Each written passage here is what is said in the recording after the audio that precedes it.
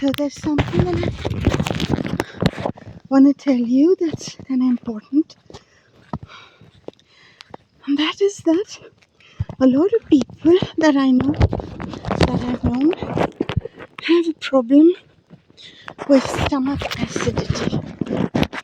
And I just want to tell you, for what it's worth, right? You should really be happy that you do have acidity, because stomach acid, of course, too much is not good, but it's the sign of an otherwise healthy body and with a healthy amount of yeast as well. Because you see, the worst situation is not being able to make acid. There were times, right? There was one particular time when Gabriel was little, and we starved for about 6 weeks. Now, when you fast and you're not eating is from your own will or from your instinct, it's an entirely different situation from when you're starving because you can't afford food or you don't have money or access to food and such. So it's a totally different scenario there. And during that time we were starving, right? Because it was an extended one, towards the end, right, our bodies stopped functioning, like we were very near death. And after that, when we came out of that situation and we had food to eat, we couldn't digest the food like before. Somehow, that the whole metabolism and the making of acid to break down food had stopped. Now, because I've gone through a lot of starvation in my life, bouts of starvation in my life and fasting and such, my body recovered in a few weeks. But Gabriel's took years, because it was the first time in his life. He was just a little more than a toddler then. It was the first time in his life, because I'd been feeding him till just like a few months before the starvation. So he had just begun to eat when that happened. And getting his body to start making acid again was so difficult.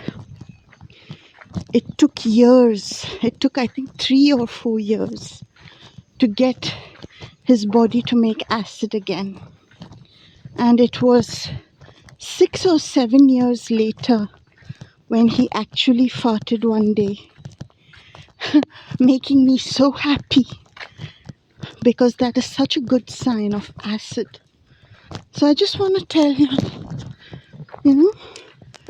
appreciate that you have acid, because it's what maintains, it keeps your gut clean.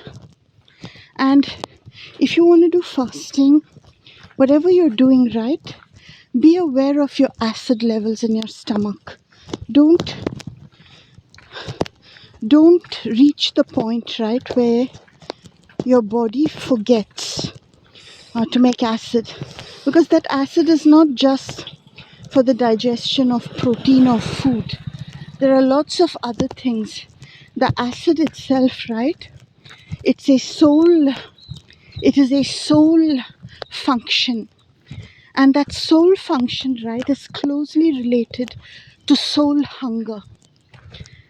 And it's all right if your soul is not hungry for anything in this realm. That's great, good for you. Then you don't need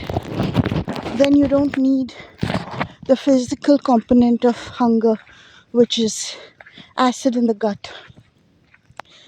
But if your soul is hungry for something in this realm, in this environment, right, in this earth, if your soul is, then your body will want to make acid as a reflection of that.